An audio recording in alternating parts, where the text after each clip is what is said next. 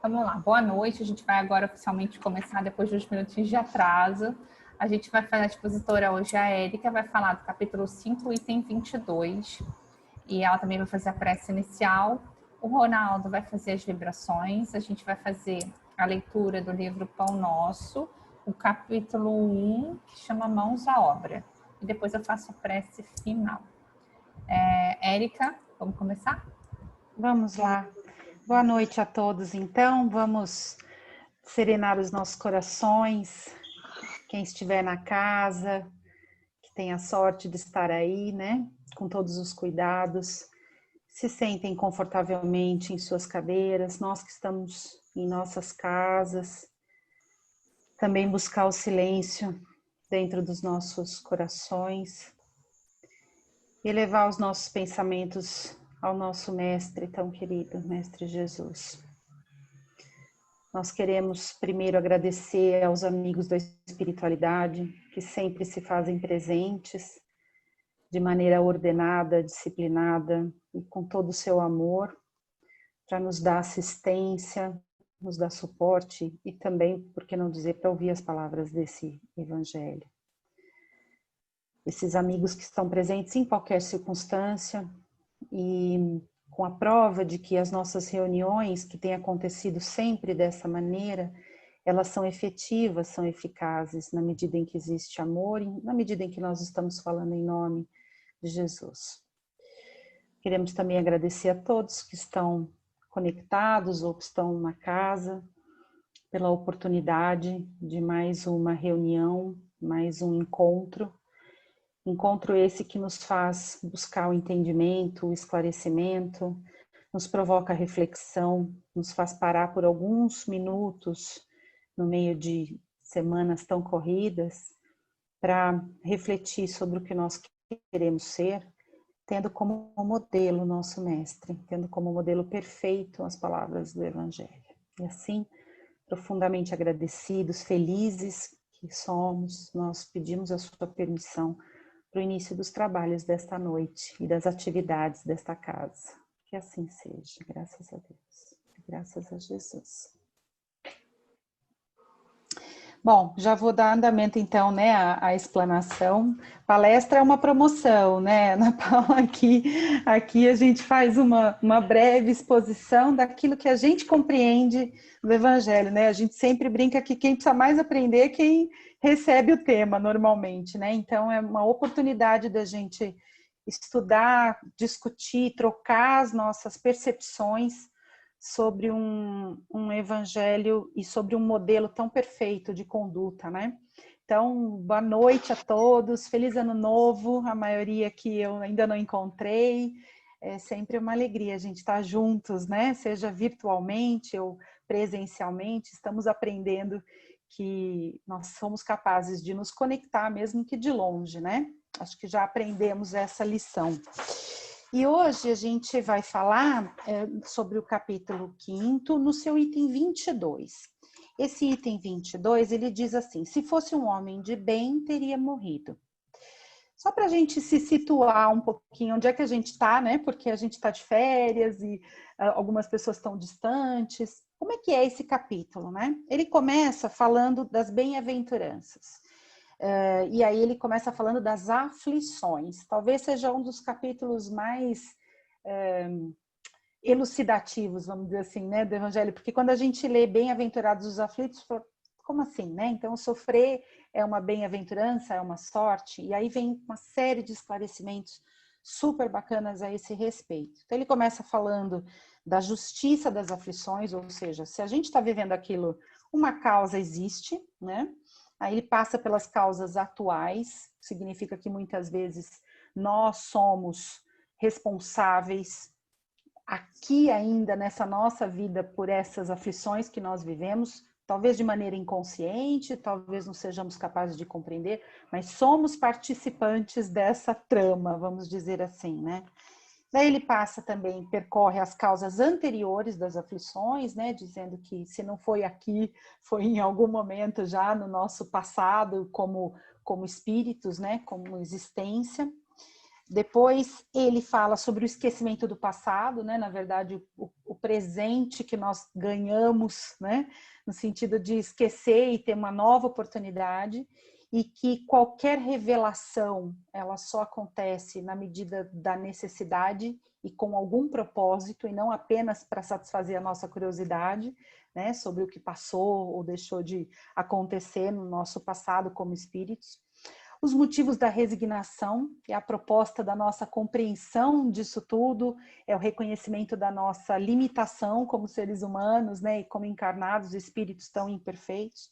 Passa pelo suicídio e pela loucura, ou seja, a dificuldade que nós temos em compreender, em administrar as nossas aflições, como é que elas refletem na nossa vida como encarnados, né?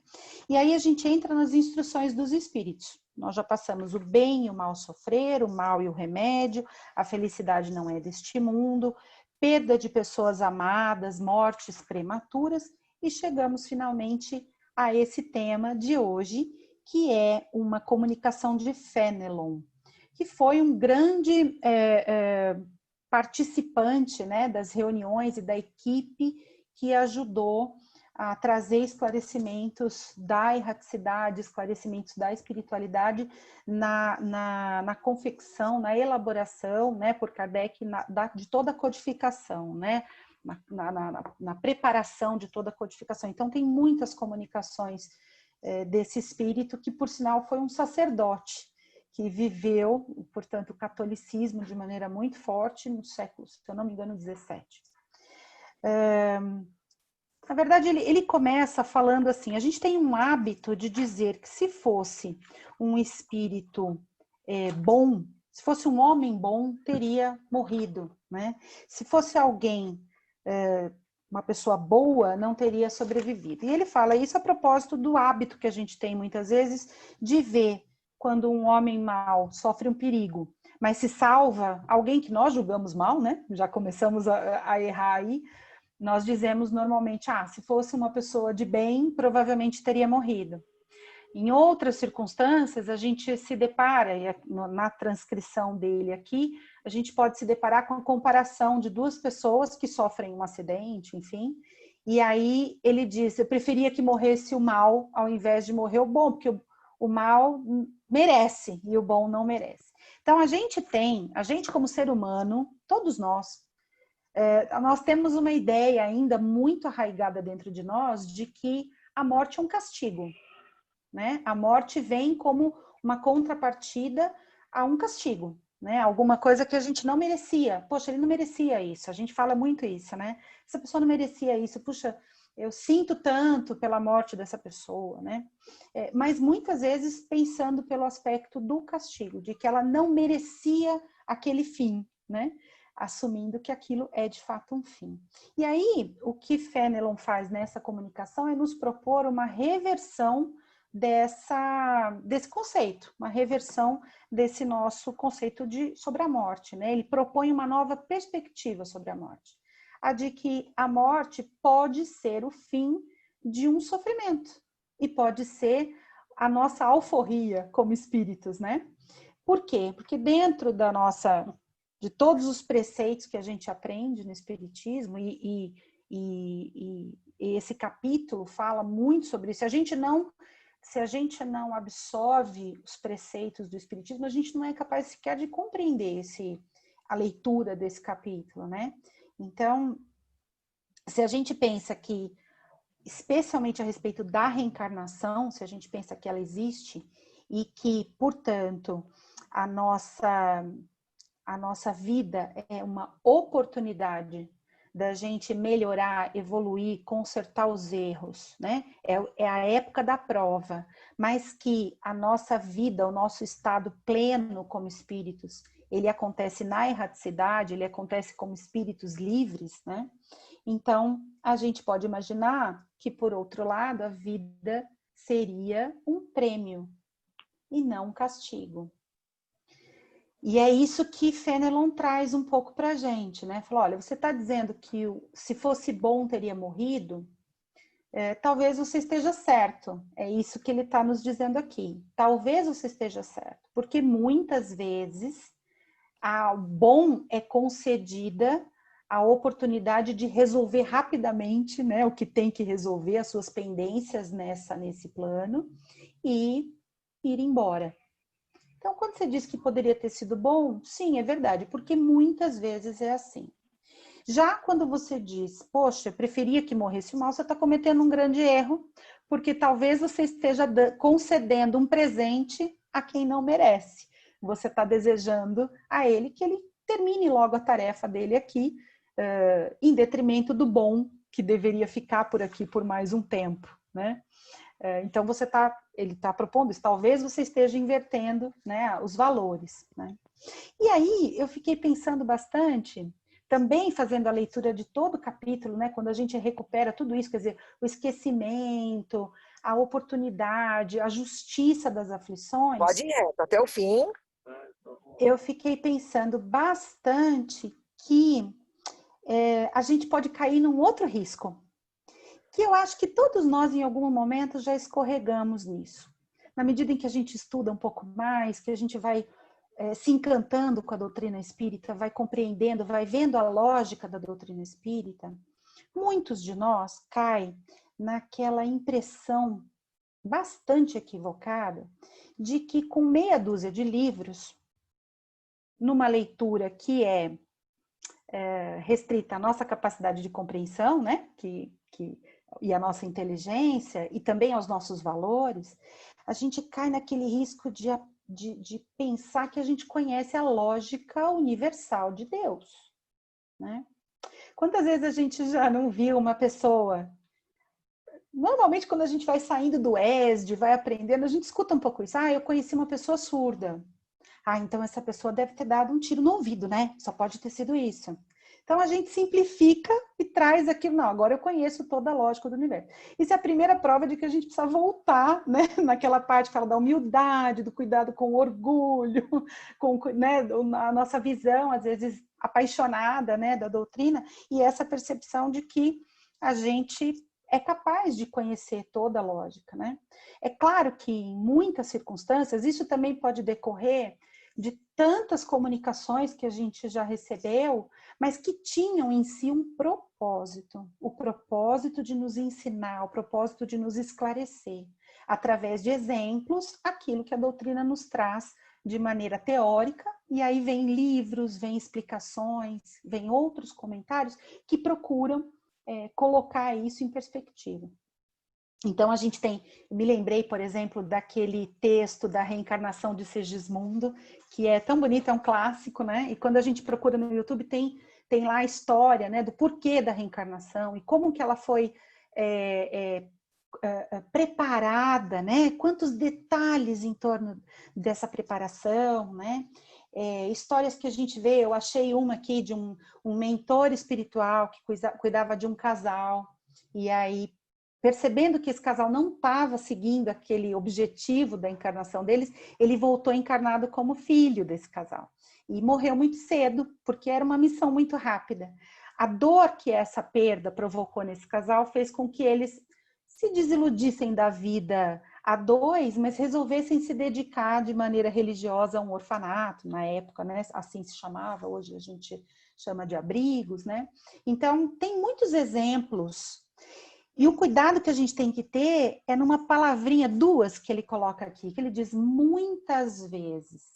Ele não diz sempre, ele não diz que isso é um padrão. Ele diz, olha, pode ser que esse espírito esteja indo embora através da morte, porque para ele foi tudo bem.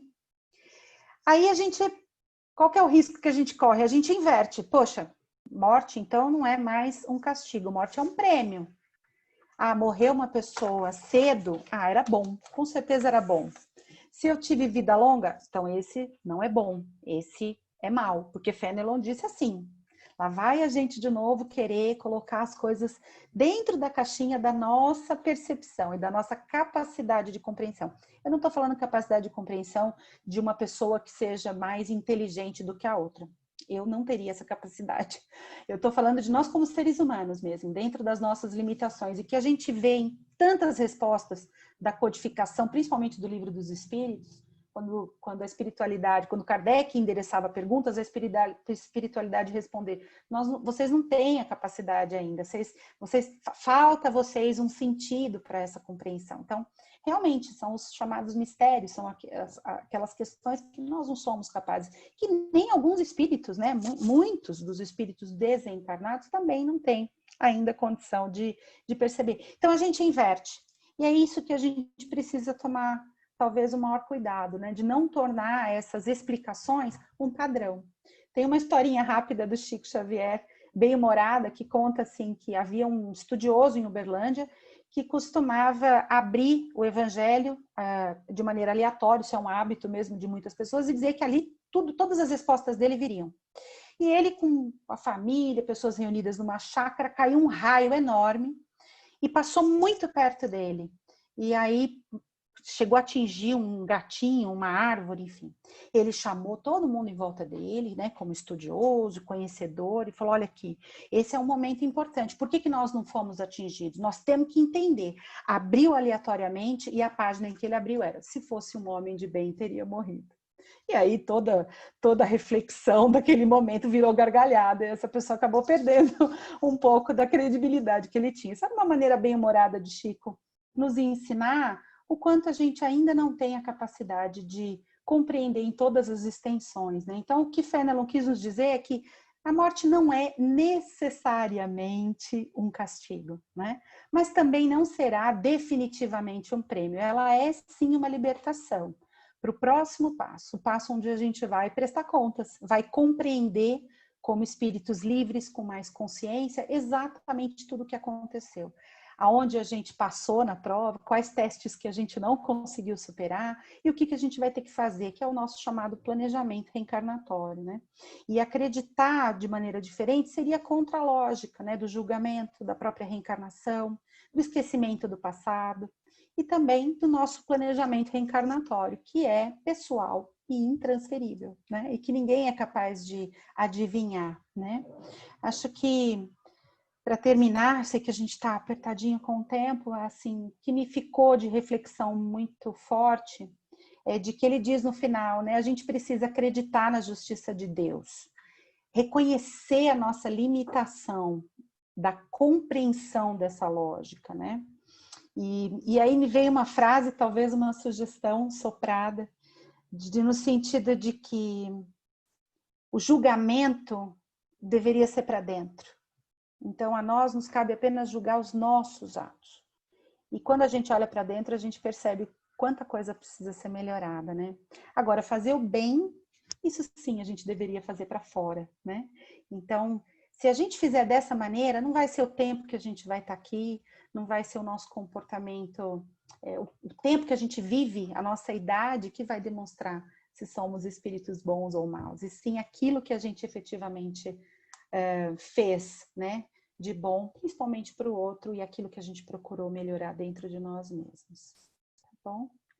Acho que essa era um pouquinho da minha compreensão dessa passagem, que eu queria dividir com vocês. A gente já está bem pertinho do horário, né, Ana? E eu não quero atrapalhar os horários aí, as disciplinas todas. Agradeço por vocês me ouvirem sempre com carinho e paciência. E até uma próxima. Muito bom vê-los todos. Obrigada, Érica. Ótimo começar o ano ouvindo você e essas reflexões. Obrigada por ter feito essa recapitulação do capítulo, já que a gente teve essas 2 semanas de pausa. E a gente está voltando com tudo esse ano e também voltando com um livro novo, né? A gente está começando a fazer a leitura do livro Pão Nosso. Então, eu encontrei ele aqui online.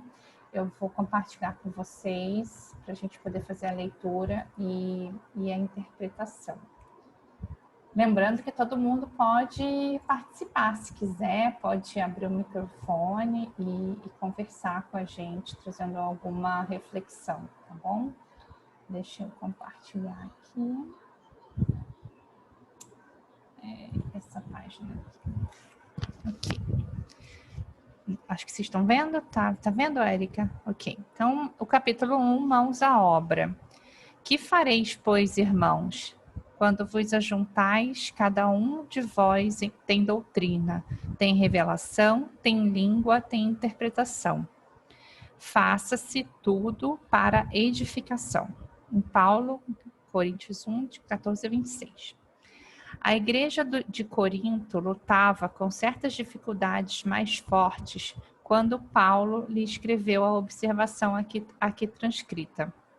O conteúdo da carta apreciava diversos problemas espirituais dos companheiros do Peloponeso, mas podemos insular o versículo e aplicá-lo a certas situações dos novos agrupamentos cristãos, formados no ambiente do espiritismo, da revivência do evangelho. Quase sempre notamos intensa preocupação nos trabalhadores por novidades em fenomenologia e revelação. Alguns núcleos costumam paralisar atividades quando não dispõem de médiuns adestrados. Por quê?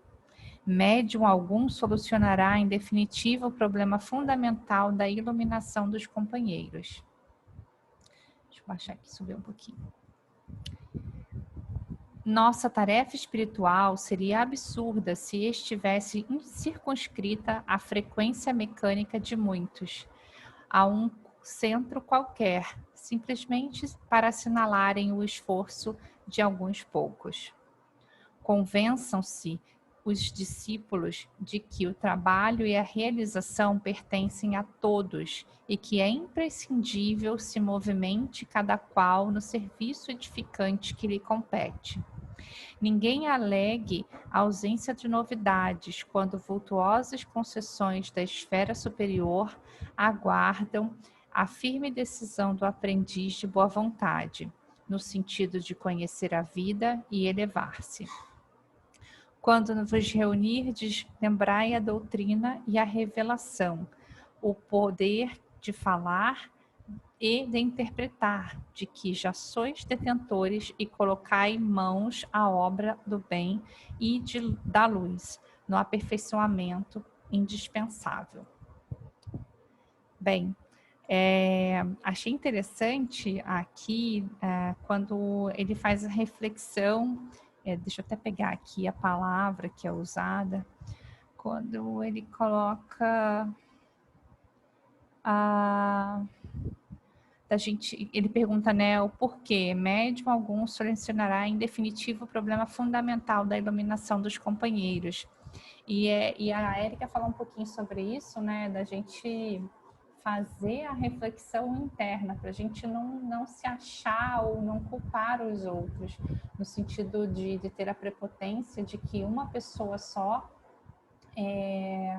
vai conseguir iluminar a todos. Cada um vai se iluminar de dentro para fora, com essa autorreflexão, com essa visão do quanto que a gente precisa melhorar por nós próprios, mas ao mesmo tempo o chamado para que a gente coloque, né, use os nossos talentos, que aí fala aqui, né, quando Paulo fala quando vos ajuntais, cada um de vós tem doutrina, tem revelação, tem língua, tem interpretação. Faça-se tudo para edificação. Então, todos nós estamos prontos da nossa forma para começar a trabalhar. Não quer dizer que a gente vai ser os melhores trabalhadores, não quer dizer que nós vamos trazer os melhores resultados, mas cada um está pronto para fazer a sua parte. E a gente está aqui nesse momento fazendo a nossa parte, aprendendo um pouco mais sobre a doutrina.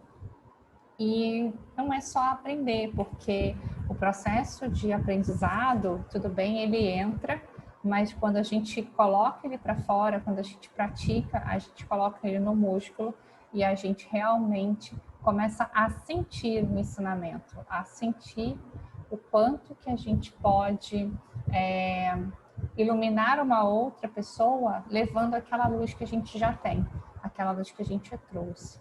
Então, fica esse convite, né, para 2021, mãos à obra, para a gente realmente dar um pouquinho mais. Já que a gente está buscando a melhoria, né, do nosso espírito, a melhoria de um planeta, a melhoria de uma sociedade, qual vai ser o 1% que a gente vai dar esse ano a mais, né? Aproveitando que já é 2020, 2021, vamos fazer a correlação aí com 1%. Se a gente der 1% a mais esse ano para nosso trabalho no bem, para nossa contribuição à sociedade, qual é o 1% que a gente pode fazer? Talvez não é ir mais vezes no centro só para a gente receber mais informação, é colocar para fora o que a gente já sabe. Como que a gente faz? A gente pode fazer um trabalho voluntário, a gente pode, não sei, juntar outras pessoas para ajudar alguém. Como que a gente pode fazer? A gente não está falando aqui de não apenas, né, de doação financeira, isso faz parte, mas o trabalho no bem é mais que isso. É levar uma palavra, é levar um abraço, é levar um sorriso, e a gente pode fazer isso sem dinheiro. Então, eu vou convidar o Ronaldo para a gente fazer as nossas vibrações, começando bem 2021.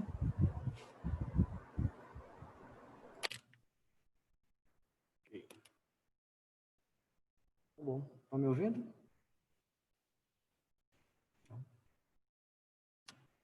Sim, Ronaldo, sim. Então vamos lá, todos juntos nesse momento, unindo os nossos pensamentos, nossos corações, nossos sentimentos, nessa elevação espiritual ao nosso Pai Maior, a Jesus, o nosso Mestre. Vamos vibrar esses sentimentos em forma de oração. Muita paz, muito amor e muita luz, esse nosso planeta Terra, essa escola das almas, que serve para nos ajudar a crescer e evoluir em direção ao nosso Pai Maior. Abençoado seja esse planeta. Vamos vibrar também pelos países que se encontram em guerras, conflitos ou lutas de qualquer natureza, para que seus governantes possam promover o bem, possam promover a paz e a fraternidade entre seus povos. Vibremos também pelo nosso Brasil, coração do mundo, com a nobre e grande missão de ser a pátria do Evangelho.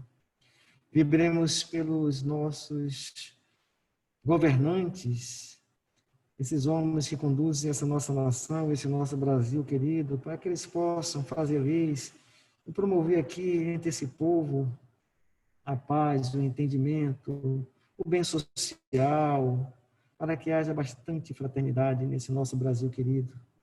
Vibremos muita paz, muito amor e muita luz aos nossos irmãos que se encontram nos hospitais, nos prontos socorros, padecendo dores e sofrimentos lastimáveis, muitos deles desenganados pela medicina, muitos deles que estão sofrendo com essa pandemia que está abalando todo esse nosso planeta. Vamos vibrar por eles, muita paz, muito amor e muita luz. Que nosso Pai também console todos os seus familiares. Vibremos também pelos nossos irmãos que se encontram abandonados nos asilos, nos abrigos, nos albergues, dentro dos seus próprios lares, para que a luz do nosso Pai Maior console os seus corações, trazendo-lhe paz, conforto, trazendo bastante serenidade.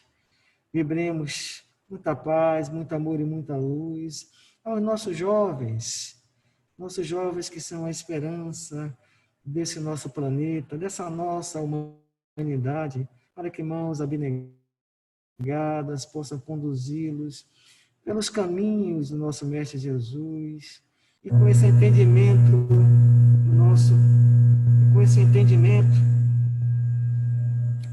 possamos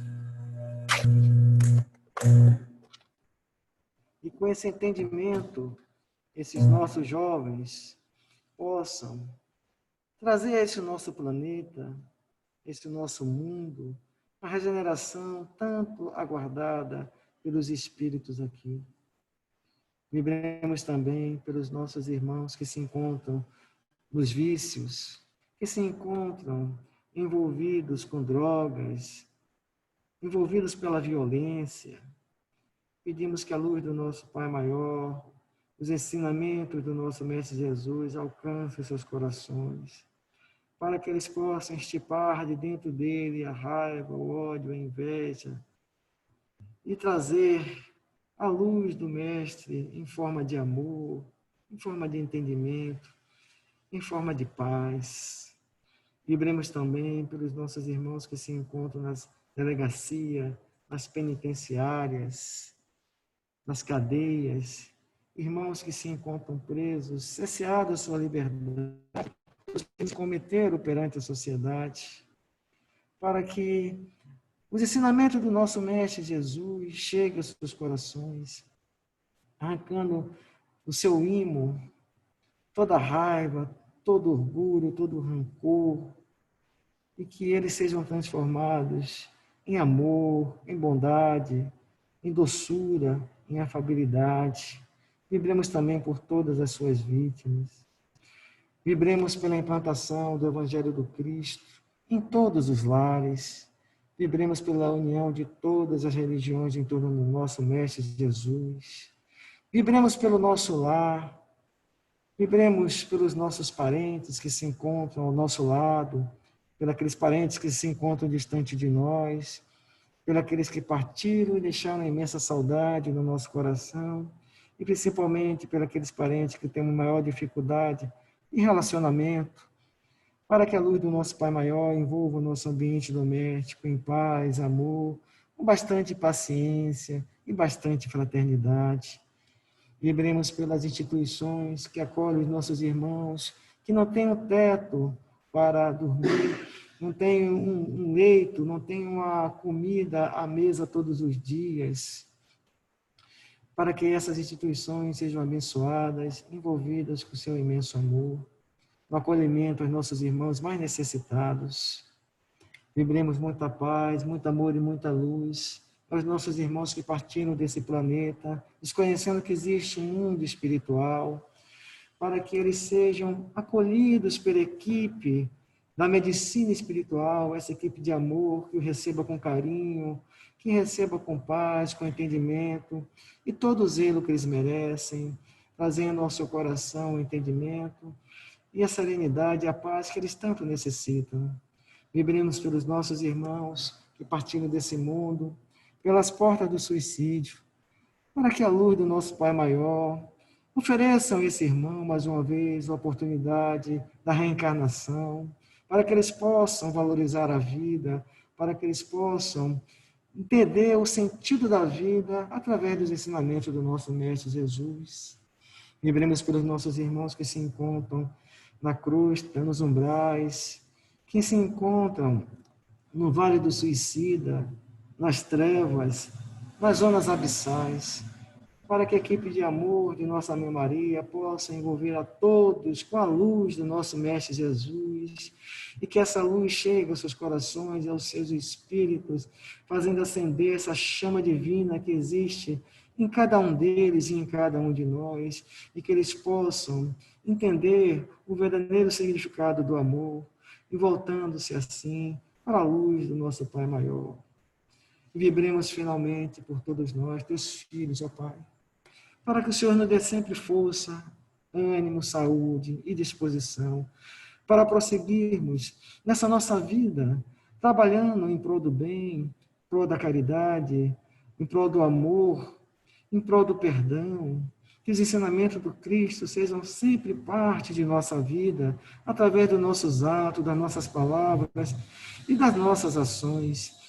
Que o Senhor esteja presente no coração cada vez mais forte de cada um de nós. E que esse amor e que essa presença divina se faça forte a todos que cruzam o nosso caminho. Obrigado, ó Pai, hoje, agora e sempre. Que assim seja.